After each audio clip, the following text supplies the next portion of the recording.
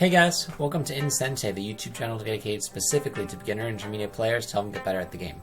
This quick tip is something that actually decided the game between me and a friend when we played online, and I promise it will help you too. This tip is concerning the endgame. Now, if you're a beginner to intermediate Go player and you're playing the endgame, that's sort of like being a Disney Channel teenage star. If you make one wrong move, you are going to end up in a place you do not want to be. And the transition can happen just like that. The game can go from 1 to completely lost because you didn't keep track of how many liberties your group had or you didn't take care of their eyes the right way. Stay tuned for a really heartbreaking example.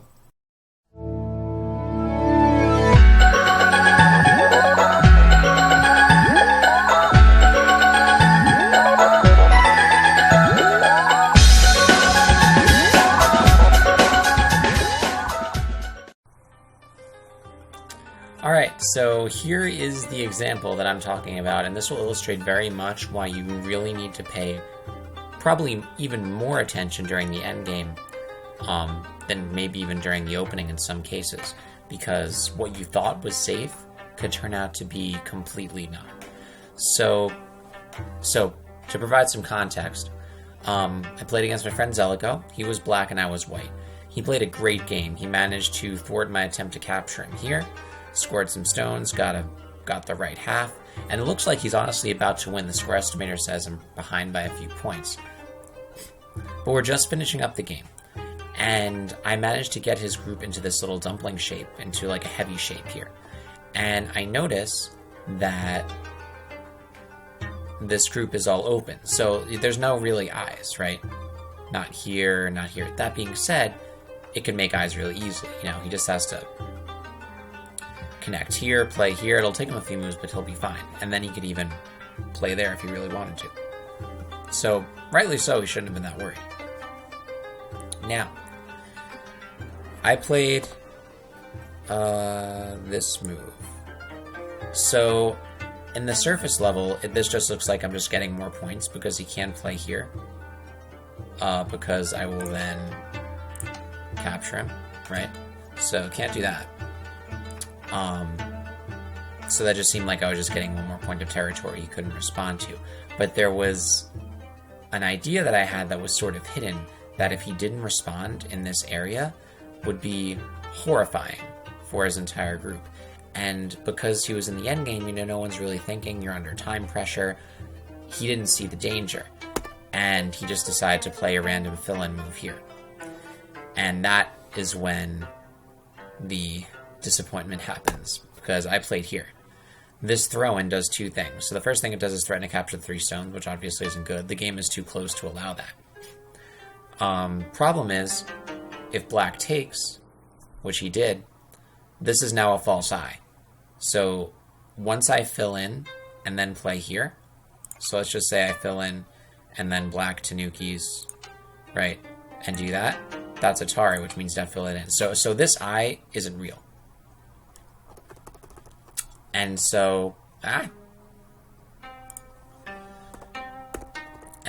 after I managed to get that eye fake, there's 1, 2, 3, 4, 5, there's only 6 stone spaces here. And one of these spaces can be cut off by playing here, this connection. And if you don't know a lot of life and death, this does require a little bit of recognition of the 5 shape. 1, 2, 3, 4, 5. This is a dead shape for a group of stones. That you can take advantage of. And I started out by just playing here. I read out that there really wasn't any sequence that would leave him with 2 eyes. Because even if he tried to make 2 eyes by playing here, then I would simply do this. And now that's fake as well. He has to fill that in. And then from there on, there's no eyes. This is the only eye, and I can end up filling in and capturing. So once I played here, he had to fill in this connection, but then I was able to play this diagonal here. And now you see that no matter which way black goes, I can make a group of 3 stones here. And in order for black to end up capturing these 3 stones, right? So let's just say he just does things and then captures the stones. Then I can plot my next stone here, remove the 2-eye possibility again, and eventually his whole group is dead. So long story short, that entire group was dead and he had to resign because all of his stones were captured.